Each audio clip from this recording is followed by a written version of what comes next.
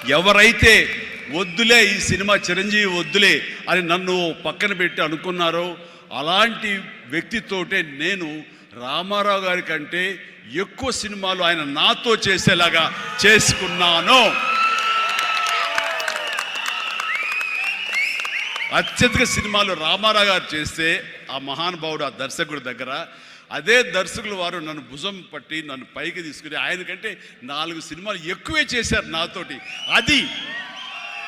అది పరిస్థితుల్ని మనకు అనుకూలంగా మలుచుకోవటం, మార్చుకోవటం, తద్వారా మనం ఇంకొంచెం పైకి వెళ్ళటం అనేది. ఆ రోజున డిసప్పాయింట్ అయిపోయి నీ కసి లేకుండా లేదా ఆ కసిని నెగిటివిటీ పెట్టి మార్చుకుంటే కనుక అది నిన్ను తినేస్తుంది. నువ్వు ఇలాగే ఉండిపోతావు, అలాగే దిగజారిపోతావు, అలాగే కనుమరుగైపోతావు. అలా కాదు, మనం ఎదురు తిరగాలి, పరిస్థితులు మనం అనుకూలంగా మార్చుకోవాలి. అందునే గ్రద్ద ఫిలాసఫీ నాకు ఫిలాసఫీ. అండ్ ఎదిగాను పైకి వెళ్తూ వచ్చాను. ఆయన దగ్గరే నా రికార్డులు ఉన్నాయి. నా ఫస్ట్ సినిమా ₹1 కోటి చూసిన సినిమా అదే. నా రెమ్యునరేషన్ కాదు సుమా, సినిమా బడ్జెట్ 75 లక్షలు వస్తే కనుక బ్రహ్మాండమైన బడ్జెట్, ఎంతో రెవెన్యూ అనుకునేవాళ్ళు. ఫస్ట్ ₹1 కోటి.